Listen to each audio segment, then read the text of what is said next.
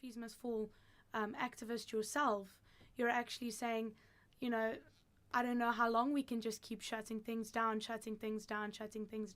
And that's fair enough. But having sat in one or two of those meetings, we do know that the students, they have had different ideas. The problem is that the interdicts that have been placed on universities around this great nation of ours have been quite containing in the way that they allow students to protest. So we've heard from some students who have claimed that they are being unjustly persecuted by their universities and by the legal system of our country. In order to find out more about how the protests this year have been affected by the law, we spoke to a member of the law students' plenary who shed some light on this situation. You're listening to OppiFM. The Law Students' Plenary is a group of law students committed to educating students on the legalities of protest action. We had the opportunity to speak with Kim Nyajeka, a member of the plenary, who shed some light on the interdict and how it affected protest action on a legal level. How an interdict comes about, just very lay person, is that if I feel like one of my rights is being severely infringed on and that harm towards me is imminent, I can get an interdict against whatever or whomever is causing that harm towards me so that they either stop doing it or do something. So the interdict is very broad, it's very vague. It doesn't say explicitly what you can and cannot do. It just says that no student named in the interdict will be allowed to make barricades, for example. And when they say make barricades, it's to infringe or inhibit the free movement on campus. Inhibiting free movement on campus could be a lot of things. Also interrupting the academic project, which of course at face value that's interrupting lectures, but a lot of things can be done to interrupt this academic project. Having established what the interdict is and how it aims to restrict protest action, we asked what the repercussions of continued protests might be, in particular reference to the barricading of a number of roads in the early hours of the 5th of October. If a student is caught, for example, setting alight university property for whatever reason, they must be aware of the fact that that is a criminal act. As a law student, I just think if you're committing acts of vandalism, you could face real prison time and real serious repercussions, because I don't think the 11 students who were arrested, I don't think there's a very strong case against them, with inciting public violence being one of the charges. However, if students are caught in the act of burning university property, Pandora's box of what could happen. These trials, these things span, you could have your hearing in 2018, so you have this court case, just you can't move, you probably can't leave the Eastern Cape without reporting to the police. When you're applying for a job, those kinds of things really hinder your sort of movement up or out of universities. Negotiations between the management and protesters have reached a stalemate. As a result, protest action has continued.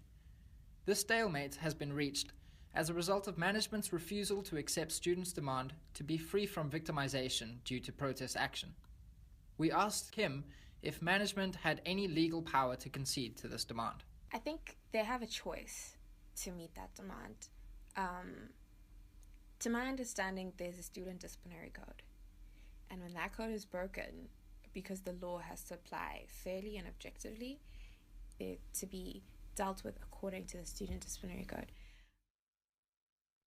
All right, so we're back in studio and we're busy talking about the Fees Must Fall movement and how it's pretty much taken over our nation everywhere. We've just heard a little bit of audio talking about the legality of protests. And now recently this has come into play in a big way. We've had a lot of the UCAR students who have been arrested. We have had some who have been served court papers just this Friday. And it seems as though we were talking about the creativity around protests. But interdicts and things like this that have been applied to universities nationwide have done a lot to confine that creativity in students, where NMMU now in their latest interdict, they're not allowed to gather and protest outside of buildings, not even inside of buildings anymore. So these legal ramifications are now severely restricting actual protest movement in our country. And Chris, I believe that you're worried that you might have some legal implications having been involved in this movement, even in a small way. Could you please tell us a little bit about that? Yeah, I will say, so many students on campus have been served with a notice of the breach of the interdict. I may be one of them. I'm not sure yet. I haven't been served with anything. The problem is this started a while back. From my understanding, it started a while back. The victimization and this threat of the legal system and the police clamping down on students. It did have an effect of scaring some students. But that's the point about all of this action. It's to, as Wesley made the point earlier, it's to make examples out of students, to break up protests, to get people who the university thinks are key in organizing these things to just quiet down. Many of the charges are laughable. Someone in at our university has been served a notice of contravening the interdict. And the evidence they have is that she was seen clapping and singing and dancing in a group of protesters. Now, when small numbers of students are targeted, and for having participated in action that's been at times hundreds of students have participated in, it's ARB. It's quite frankly ARB's a lot of the stuff. I know. A student's also been served a notice for opening a door to a lecture that was then consequently disrupted. That student may have been attending the lecture in question. One of the students who were arrested the other day was in fact attending a lecture that was disrupted and accidentally arrested. So you have all these strange things going on. Police have been allowed to run rampant on campuses, and it's as I said earlier, a lot of students are feeling threatened by this more than they are by protesters. It is a scary thing. Phil, you've been there for a lot of the protests, and if I'm not wrong, on all of the occasions that students were arrested, you were present. You're making it sound as if I arrested the students. No, that was not the case. I was there particularly in two occasions. The one was the big rubber bullet day, where there were very few of us at that stage doing the peacekeeping thing, and we got there too late to do anything. And I was right there as people were being dragged into police vans. The other one was outside the Life Sciences building. And that was an interesting example of how these things progress, because it actually started, for me anyway, at Eden Grove, where the law faculty was having a lecture and the police had been called. And the law faculty is not terribly sympathetic to our peacekeeping group and thinks that we're making things worse. But what actually happened there was the police actually were being sensible at Eden Grove because they didn't have sufficient numbers to arrest people without causing chaos. So they actually left it. And, as peacekeepers, the only thing we could do if the police decide to make arrests is to advise the students not to resist arrest, because that's not going to help their case and they could get injured. I'm not sure why the law faculty thought that was being unhelpful. But then later at Life Sciences, we got down there after the arrests were already starting, and my understanding was that people were being arrested for disrupting a test, but I didn't actually witness that myself. But in a lot of situations, the police have actually been quite reasonable if we've been able to interact with them before they've made the decision to make arrests. An example, for instance, would be the zebra crossing protest. The students went into that thinking it was perfectly legal. And what happened there was we, by that stage, had a fairly substantial peacekeeping group, and we saw our role as just preventing drivers from barging through the protest because that was a safety hazard. One or two people were stupid, but mostly that didn't happen. Then the public order police arrived on the scene, and they were completely nonplussed. They didn't know what to do. I asked them several times if there's anything we needed to know, because the public order police can be on a hair trigger, and you want to know if they're going to react, because they're the ones who are liable to do things like shoot with rubber bullets. And they kept telling me they were waiting orders. And then they started encouraging people to barge through the protest. So I had a very quiet word with one of them, pointing out the obvious safety hazards with doing that. And then they withdrew, and the police almost vanished from the scene. And about 100 meters down the road, I saw a lone police car. I moseyed over there, where I found Lieutenant Colonel Null, our local chief cop, who, for the most part, has been quite reasonable when we've had the opportunity to talk to him. And he had the chief traffic officer there who explained, in fact, in terms of the Road Traffic Act, acting to block a public road was an arrestable offence. But they gave us a few minutes to convey that to the protest. We did that, which we normally do by just talking to several people because of the issue of not being able to identify leaders. And after a few minutes, it just dissipated. So that's an example of the sort of thing where the peacekeeping thing works. And Wesley, I'm going to have to stop you. Did you just say that the police were trying to barge through the protest with... They were encouraging people cars? in private cars to barge through the protest. Oh, And this is where, as a peacekeeper, you have to keep cool and put yourself in a neutral space. Because if I'd gone up to them and told them they were being complete idiots, I don't know if it would have been very helpful. But explaining to them in a very factual way is the way to turn that sort of situation around. Because the police don't take orders from other people. They seem sometimes to forget that they're our employees. But you need to learn how to approach people in these situations. For the same reason, we don't try to instruct people in a protest what to do. We just provide information, and then it's up to them to make an informed decision. And a lot of what we do in the peacekeeping role, in fact, is just providing information, keeping ourselves neutral, and allowing people to make informed choices. Because when people are angry, they don't like being told what to do. Can I start off by saying, in my response to this question, that higher education in this country will never ever be the same again. Last year, we had academics join students in marches, and they all thought, well, if we did this, we would pacify. And you even saw some bits of it this year as well. If we join the students for this march or for this picket, etc., everything will be fine. And it's not. It's not. The wave is coming in. You can't put yourself in the water and not be in the water at the same time. This thing, the higher education will never ever be the same.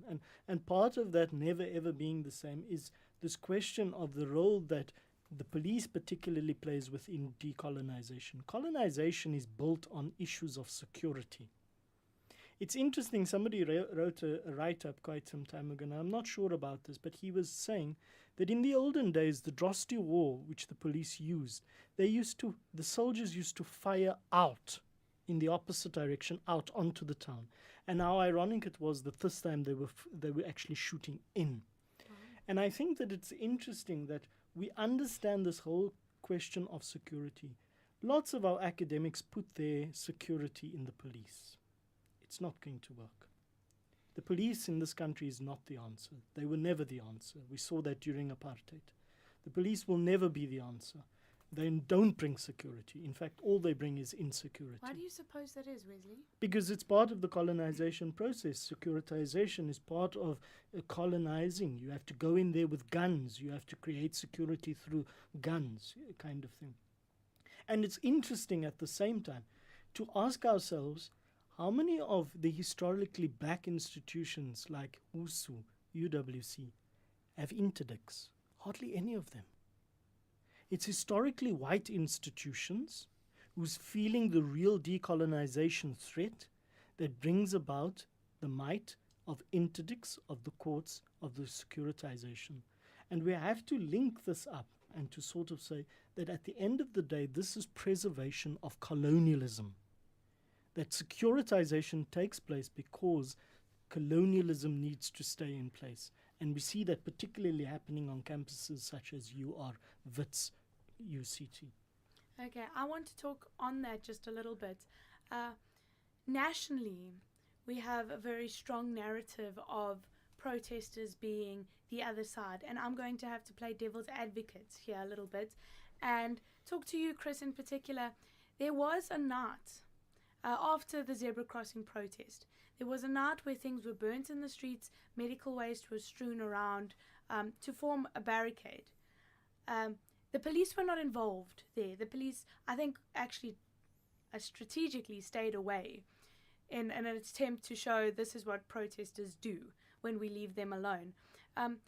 Under these kind of conditions where medical waste is being strewn on streets, what do we do about the safety then? Okay, wait. There's two things. I'll come to this question now. I Okay. think Wesley was making a very important point that we must not lose track of, and this goes to colonial societies, capitalist societies.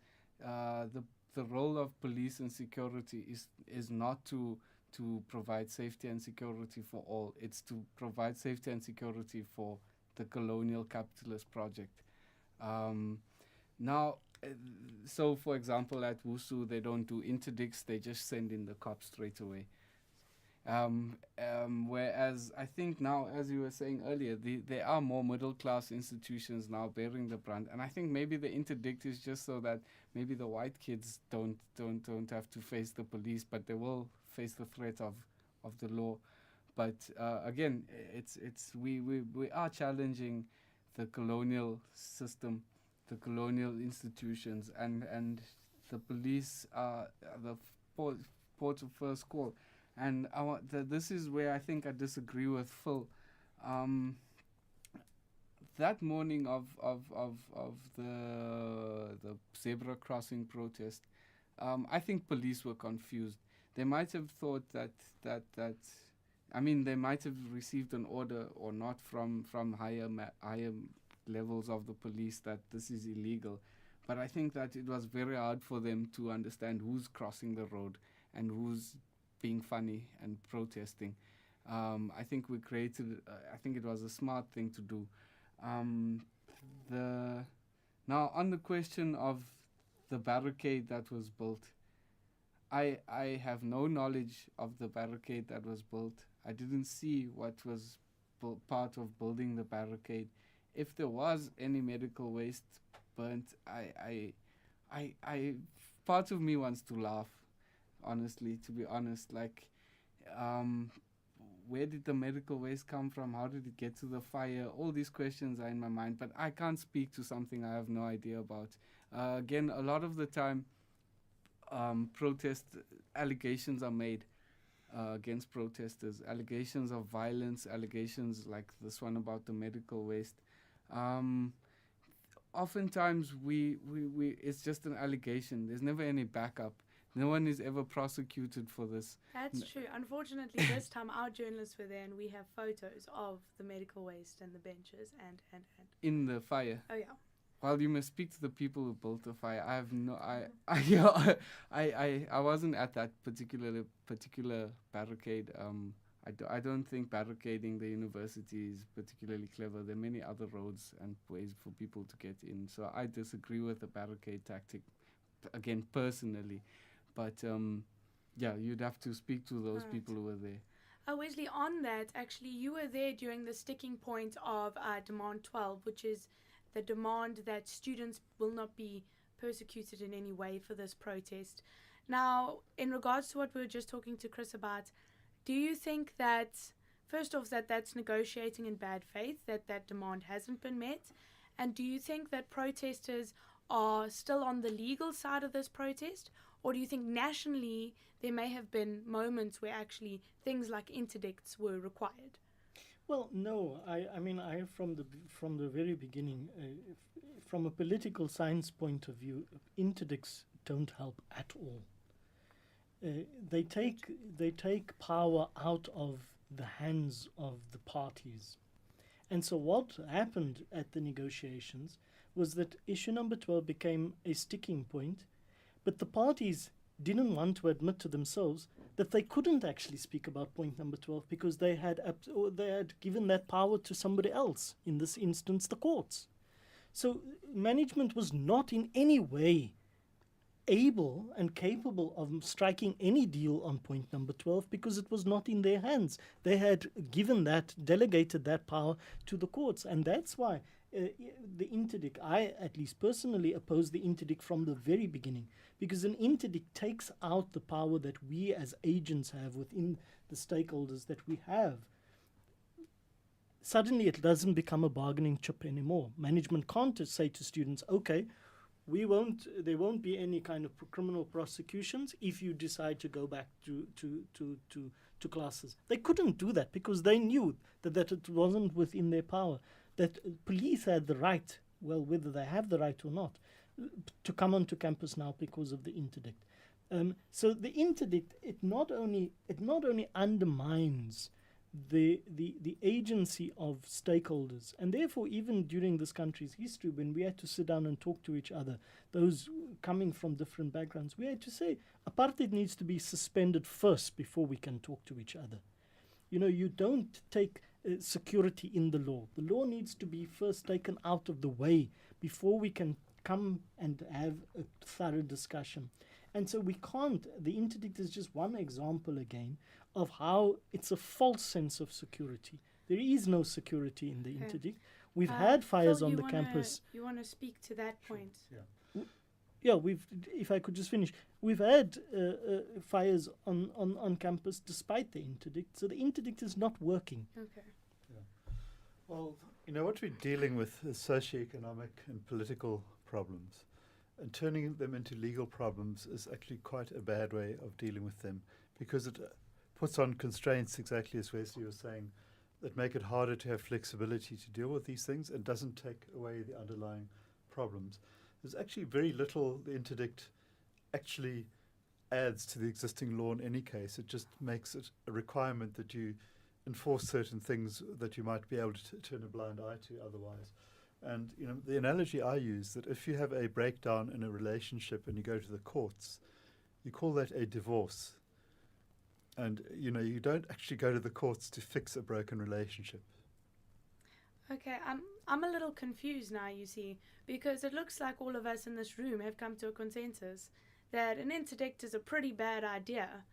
Yet there are still staff members and students at UCAR, at this university, who have praised management for accepting and going to apply for an interdict. So where does that come from? Where does that praise for that plan come into place? Well, again, as we say, from my point of view, as I say, it's a false sense of security. Some people find security in it, and we have to give them that due. But whether that prevents, for example, a house warden's house being invaded tonight by protesting students, it doesn't. So the interdict does give a false sense of security. People out there have praised management, they've praised this police they've praised the courts because of the interdict, because suddenly we're feeling more secure with the interdict in place. People are going to think twice about the interdict. But as we've said, it gives a false sense of security. And so the interdict doesn't prevent people. The mere fact that people now have to be subpoenaed because they are in contravention of the interdict proves that the interdict doesn't prevent anything, actually. Yeah. Sorry if I may. I think also where generally conservative ideas do permeate and in fact are dominant in some societies, and in a largely middle class campus like UCA, you will find people who find security and that false sense of security. I mean, for a long time people supported slavery, apartheid, all sorts of legal measures and thought that was safe and secure. But when people are fighting a struggle for something they believe in, especially when they find these structures like the legal structures, the state, to be part of a legacy and a history that's just been anti who they are, anti their whole being, then really things like interdicts become meaningless. And if I may just add, anybody who has done even a brief study of the role of the South African police in conflict in this country, even if you've done a brief study of it, you would know that anywhere that the police is involved, it just creates mayhem and destruction and even more conflict. You can do that because that's the nature of our police service, and nothing has changed much. Marikana is the best example of that. And so people's sense that, for example, when I see police nearby. It reminds me of this. There's a caption of a daughter that's her father says, "Are you safe?" And she replies, "Yes, the police are there." And he responds, "No, you're not safe then." And that sums it up. That sums up the South African police in this country. That there cannot be any sense of security when the police are around. It just makes matters worse. And I think on that we need to discuss how the university decided to go ahead with business as usual after the day that students were shot on Rosty Lawns, and the mental impact that would have had on many students who had been present at that or who had had friends or loved ones present at that. Phil, would you like to start us off there? Yeah, I mean, although I support the goals of the protest, it's difficult for me to just not have class when there's a shutdown, because, that's what I do. I teach classes, but the day after that, I actually couldn't teach a class. And I actually announced this on my department email list at risk of being in violation of the interdict. And, I think there are just certain times when, no matter what your position is on the protests, you have to be sensitive to the fact that people were seriously injured. And, if they want to throw me in jail for that, I would rather they didn't, because the story becomes about me. When an older white male gets put in jail, they start forgetting about all the younger black people. So I don't want to become a victim in somebody else's struggle. But I just felt it was incredibly insensitive not for the university not to at least agree to a shutdown on that one day, even if there would be a lot of disagreement among academics about a more general shutdown. I personally still have dreams about like big police vehicles riding over me in my sleep, and I hear gunshots. I was right next to the stun grenade when it went off. I mean, I'm still shaken. I haven't been able to open a book since the shooting. Now now the management of this university is very funny. I think they posted a statement after the incident saying they regret the incident, and they're going to have discussions. It sounded like they're going to scold the police for what they did, and then the next week they're serving people with summons to appear in court. I don't know. I sometimes struggle to understand how the university is thinking about things, but it goes back to the point that actually this institution, and people have been saying this since last year, that this is not an institution that cares for black students. It's not an institution that cares for students who aren't rich and white. So getting these few we were quite a large group that day. These protesters who get shot, it's meaningless for the institution, really. At the bottom, they just don't care.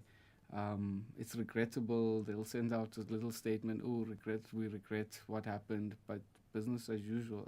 It's a fact that we have to deal with, and that it's part of the fight we've been fighting for 3 years now. It sounds to me like the police presence and the legal presence on our campus is not just having an emotional toll on students, but from what Phil says, on certain staff members as well. It seems to be a problem that our university is facing that's now becoming all-encompassing, and it is, as you've pointed out, Chris, now hindering the academic projects for many students who are feeling anxious and pressured by this situation. So we've spoken to the legality of interdicts and this particular protest action, but our journalists on the ground have run into the situation time and time again where protesting students claim they don't understand what qualifies as legal or illegal because they've often been accused of intimidation while in the process of acts of discussion. So our journalist spoke to one such protester during a protest on Rhodes campus. No, at this point, I just want to understand what constitutes intimidation on this campus, because I was taking part in a conversation with a student and asking them about their reasons to come to class and why they're not taking part in either the mass stay away or the protest programs that are going on campus. And the conversation was going good until 2 lecturers walked up to us, and some lady I didn't even notice was behind us came. I think she's a lecturer also, came up and told the other two that there's intimidation going on and that we are intimidating the lady I was talking to. So at this point, I'm very perplexed in the sense that I don't know what intimidation means, and I don't know why there weren't a group of people ready to rally against the students who were getting shot yesterday, the students who were getting arrested, because that's intimidation. There were no people to defend us when cops were following us around and all the heavy policing that's been going on. No one stood up and said that's intimidation. But the moment you try to have conversations that appeal to people's moral compasses, then you are intimidating them. So at this point, I'm just, yeah. All right, we're back in studio and we're discussing the Fees Must Fall movement, and we're in studio with Mr. Wesley Seal, Mr. Chris Morris, and Professor Philip Mechanic. We're discussing what is intimidation now at this stage. Now we have interdicts on campus. Some things are legal, other things are not, and the lines are getting very, very blurry. Wesley, what do you think intimidation is? What is it to you? Well, I think that once again we refer back to the interdict. One of the arguments against the interdict is precisely that it's so broad that I, as a lecturer, can't use specific words such as disrupt, for example, within lectures even, because I would be in violation of the interdict. I can't take an arbitrary decision like Philip suggested either, where if I believe that my class is severely traumatized, to give them off a lecture, that would be in contravention of the interdict. So one of the major arguments against the interdict is precisely this, that it's just so broad and people can use it for just how they please, so that anything can be argued as being intimidation. But I think one of the things that we must not forget, and I would certainly appeal especially to students, is that if they are being intimidated by staff members in particular, and we've seen this come up in the last couple of weeks, where a student's results, for example, were posted and made public by a staff member who had access to those marks. We've had the staff member use pepper spray against students. We've had staff members tweet kind of derogatory and racist tweets. These are acts of intimidation as well, and steps must be taken against them. And so it would be important for us, and we recognize, of course, that support structures will have to be put in place for those students who come forward, because even those students would be then intimidated and victimized. And I can assure you that at the highest level, victimization does take place. I've seen it with my own eyes, where specific students are identified and they are problematized and they are gone after. And this is huge, highly problematic. And I think, as I say, students themselves must come forward when intimidation takes place on the other side. Because often when we talk about institutional violence, academics and staff members, they don't understand this. They say, well, what are you talking about? For them, violence is only assault or burning a building, etc., or smacking somebody. They don't understand that when they use and misuse their position of power, that is an act of violence, and we need to expose that kind of thing. Now, Wesley, let's say that, okay, the professor who pepper sprayed students in his classroom, who do you then go to? If you have been victimized in this manner by someone in the university, who do you then go to? And will they take it as seriously as, say, a student who's now disrupted a class and got arrested that same moment? Well, I think that there are a number of options. And I would usually, if it was me, I'd use all those options to see which work. So the first person I would go to is the HOD. But I would also go to the Director of Student Affairs if I was a student. I'd also go to the counseling people and lay a complaint there, so they have it on record. I'd go to the proctor's office, and I'd go to the student media. I'd make a huge boo-ha about this. You see, we're not coming back. We are not, and this is maybe a challenge to student media. We need to know at how far that case is, where that staff member who was accused of pepper spraying. We need to know. The university community needs to know.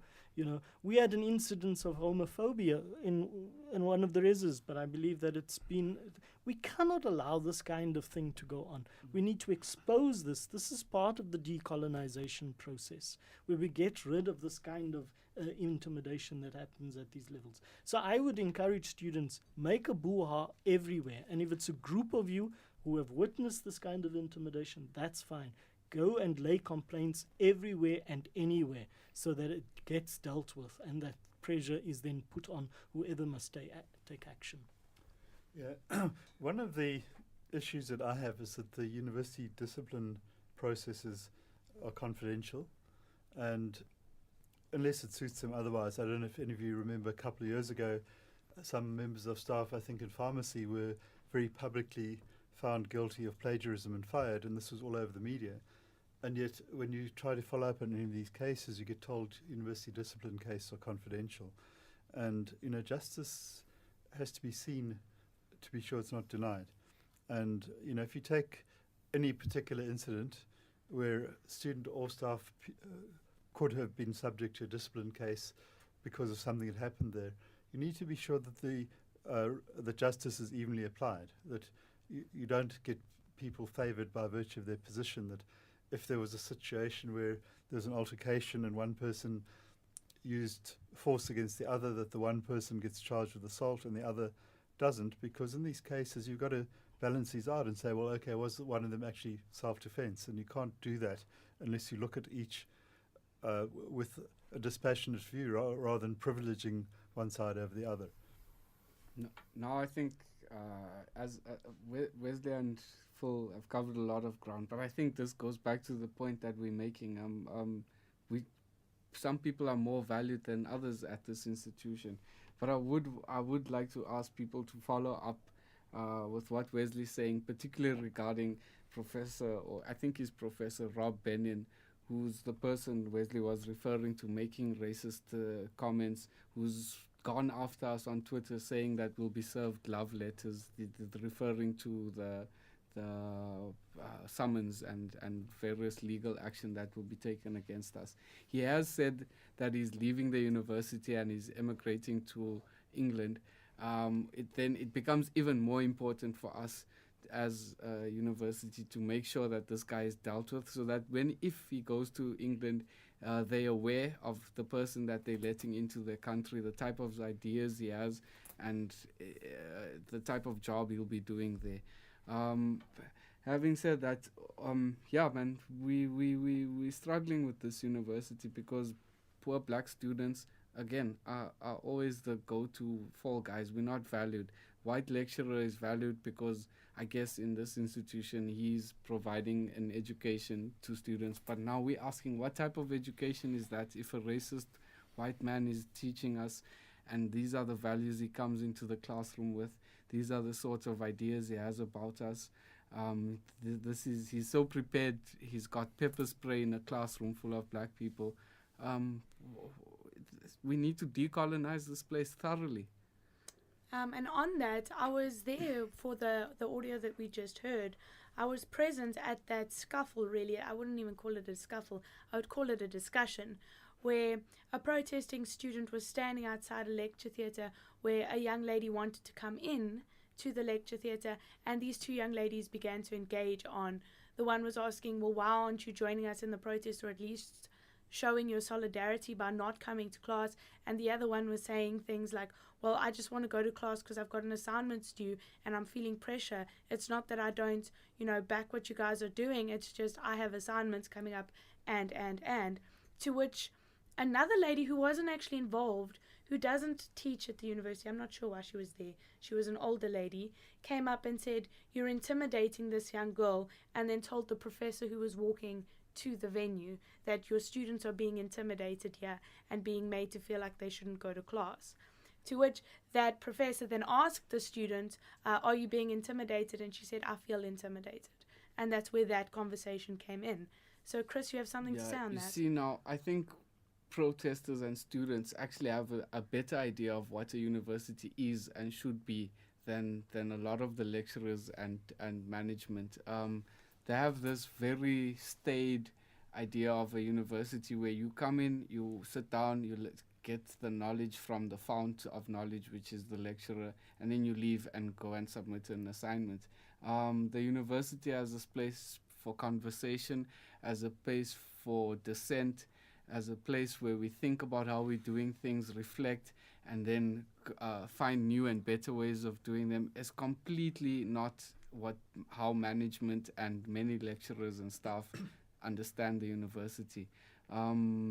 This willingness to paint, and then again, it's very easy to paint someone as intimidatory when they're having a conversation with you, for example. As you said, it's strange that some people appear out of nowhere and make claims of intimidation. We've consistently said, let those who feel intimidated come forward and provide evidence. People who are violent and people who intimidate and really intimidate. We're not talking about asking someone about why they feel it's right to go to a lecture, which I think is a legitimate question in this situation. We must deal with those people who are violent. But we know that there haven't been any cases, because if there were, those people would have been arrested and dealt with. All right, Chris, let's then clarify that line of what intimidation to you would then constitute that need to then step in and deal with the protester or the professor that's then considered violent. Firstly, physical violence, grabbing someone, touching somebody in a forceful manner, threats of violence. I'm going to get you. I'm going to deal with you. Yeah, I mean, what is intimidation? It's also strange that when if I find it difficult to believe that two people can intimidate a whole lecture hall full of people. Like, that's strange. How does that happen? What were they doing? Were they carrying guns? Did they have bombs? Did they have knives? How do you intimidate a room full of people? What are these intimidation, these acts of intimidation? I want to know as well. It's a good question you're asking. I don't know what intimidation is, because as was heard in the clip, as you've said, people ask questions, and that's what we're here to do at the university. Think critically about what we're doing and ask the questions. Okay, and then Wesley, for you, is intimidation something that's given or something that's received? You know, is it dependent on the way you perceive it, and that's how we're going to go? So if the person who was receiving the intimidation, is that how we go on it? So if you're a really sensitive person, now you're scared, now that's intimidation? Or is it based on how much push was given by a person? Well, let me start off by saying, just going back to the earlier example that was just mentioned, I often think that, it's as Chris says, my parents always, when we as siblings, my parents always had this rule: don't get involved in sibling discussions or disagreements. Leave that to the kids. They'll sort themselves out. Now you have professors and adults coming in from even outside. Suddenly, even I see this on the page, the Facebook page sometimes, they get involved and tell students how. Students will sort themselves out. I think that is very important for us to understand. We're all adults at this university. They are not children that need to be protected.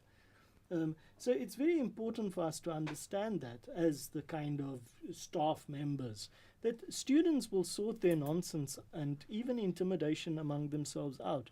And primarily they would do that as a student, if the student feels intimidated, it's the same with the lecturer, the first thing is I would speak to the student.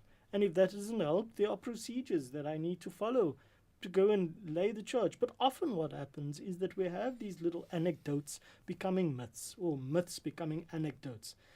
So suddenly we have this vast array of intimidation stories, when in actual fact they were just little petty disagreements between students.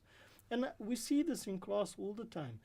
If you're a lecturer that allows for dissent, you will have students in your class arguing with each other. And as Chris points out, this is the role of the university. It's not intimidation. But I must also say that yes, there has been, and this is the flip side to a movement that does not, again, from a theoretical point of view, a movement that does not have space for creativity often becomes a fascist movement. And we need to realize that. That is the flip side of it. When we don't allow for dissent, when we don't allow for disagreement, often fascism takes place, and it's my way or the highway. And that is, again, as I said to Chris, that is the challenge that it is, even to the student body. My message that I'm getting at the moment, even nationally, it's either it's shut down or it's nothing. And that's fascist. That's fascist. We need to be creative in how we go about it. And each of us, staff members, academic staff, support staff, university management, students, all of us have a role to play in this.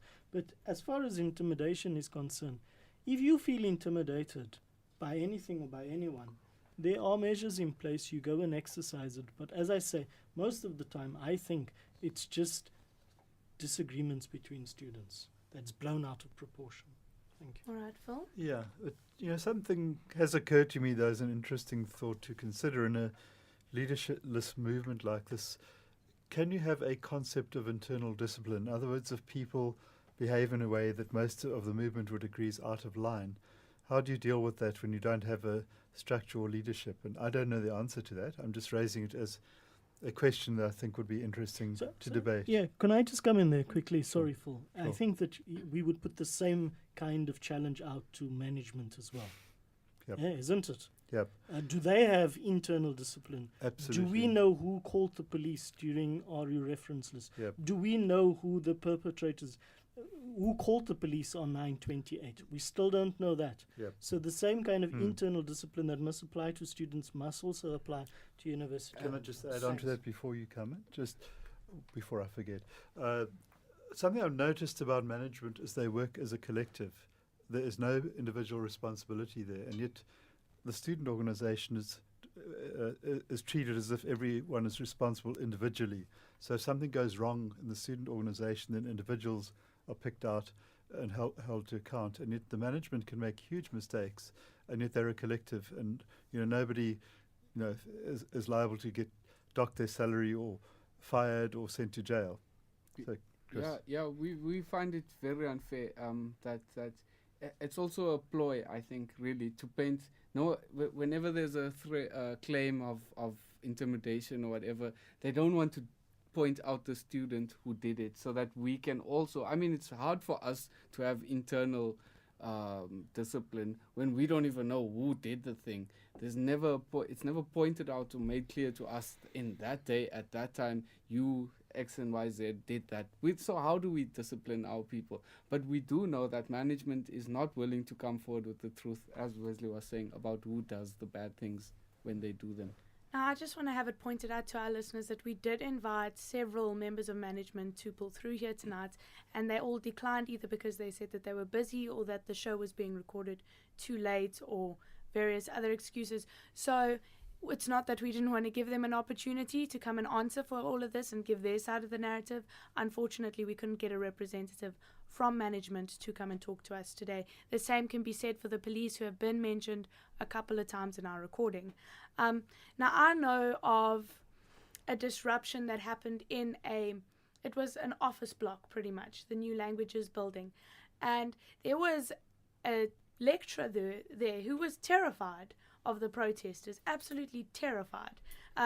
In my opinion, she had no particular reason to be, but honestly, she thought she was going to die at that moment. Should considerations be made for people like her? And what should those considerations be? Phil? Yeah. So one of the things we did as peacekeepers early on was accompany protests into buildings. The problem with that was that it was very hard for us to separate ourselves from the various sides involved. But one of the things we did try to do was to deal with that sort of fear, because I've spent a lot of time near protests and they don't frighten me. The thing that tends to frighten me is when the police show up, because then things go out of control. But if you're going through a building with a protest and you encounter somebody who's very stressed by it, just stand with them, project a bit of calm. But the problem really was that we started getting accused of becoming part of the protest. And first of all, it's not our movement. And secondly, as peacekeepers, we felt we had to be in a neutral space. So I guess one of the problems is a lot of people on campus have not been close to protests and don't understand the dynamics of it. And, things that may be noisy and look chaotic are not necessarily threatening. Well, I think that also at a very kind of broad, I'm not necessarily saying that this particular person suffered from it, but I think that in a very broad sense we have to recognize again that part of the decolonization project of our universities is getting rid of Swatrafar. There's a kind of an intrinsic link, as it almost were, where there are a group of black students, they are almost inevitably going to become violent. This is the assumption that is made. No. And so Sorry. And so I think that we need to really work on this, that a group of black students are going to become violent. This is the assumption, this is the mindset that is within. But personally, I think in a specific case such as that, I know myself. It's like Philip says. I know myself, for example. So if I can't handle issues of protest or issues of, I should put in leave. Yes, Yeah. Chris, you wanted to say. So I mean, Wesley just covered most of what I wanted to say, but also we're obviously not. I wouldn't pretend that this is a revolutionary situation, but Fidel Castro does say the revolution is not a bed of roses. We are highly uncomfortable in this institution. The reports of students. I myself suffered this. Who are depressed every day, who have to walk past statues commemorating murder and rape and assault. The town's name is named after a rapist, a murderer, a mass murderer. This university is named after a mass murderer. The assault that's done to our psyche every day in this place is frightening. The amount of students who put in, who some have been admitted into Fort England is scary. And we now are pushing back in a very peaceful way, I might add, but making people uncomfortable because of the whiteness in them, because of their comfortability with the oppression of black people, their comfortability with the complete disregard of black lives and black history.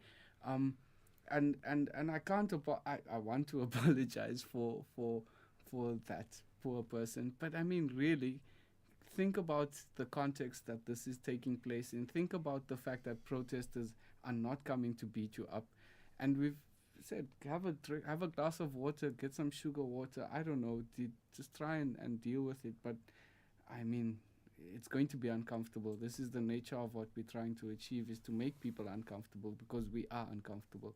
So what you're suggesting is actually the things that they're feeling now is something that a lot of the protesting and the black students on our campus have been feeling for a very, very long time. For a long time. I'm sure it's not really a justified claim at this point. Well, I'm not saying that she's justified or not justified. The point is that, look, it's a difficult situation for everybody in this university, but especially for poor black students.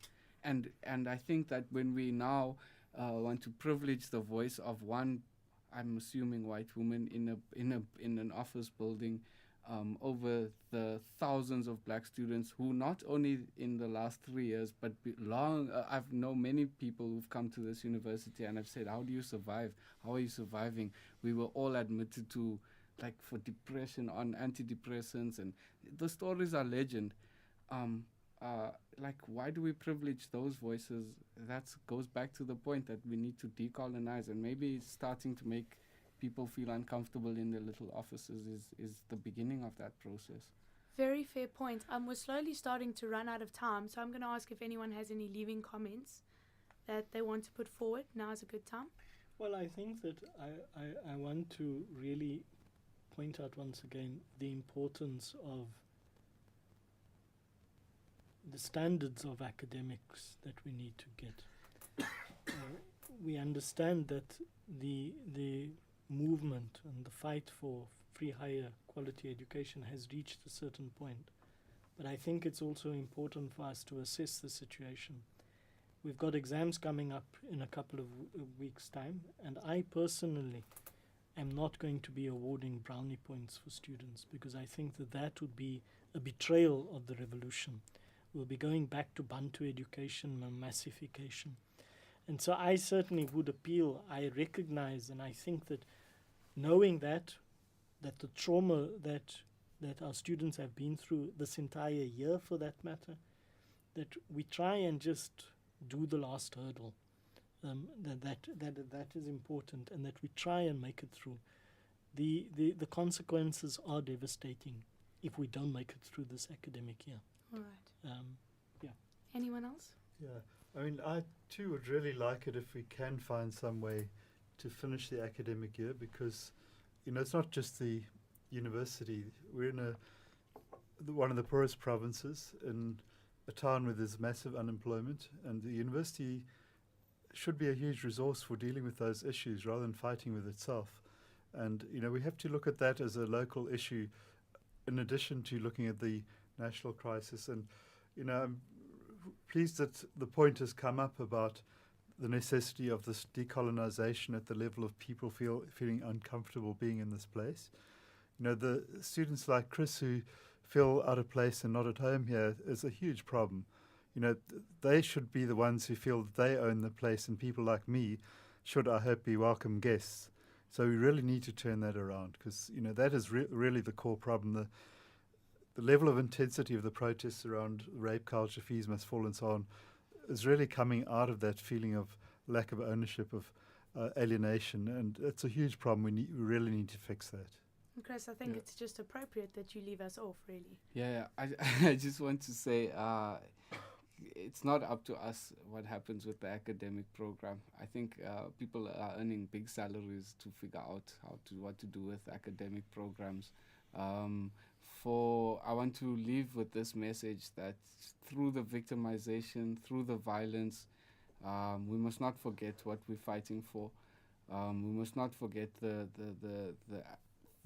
validity of our stance, the righteousness of what we're dealing with, and our position, and we must take ownership of this place as black students, as poor black students, and we must, as Wesley says, he's very correct. Let us think about how we better fight. Let's fight better. Let's fight smarter.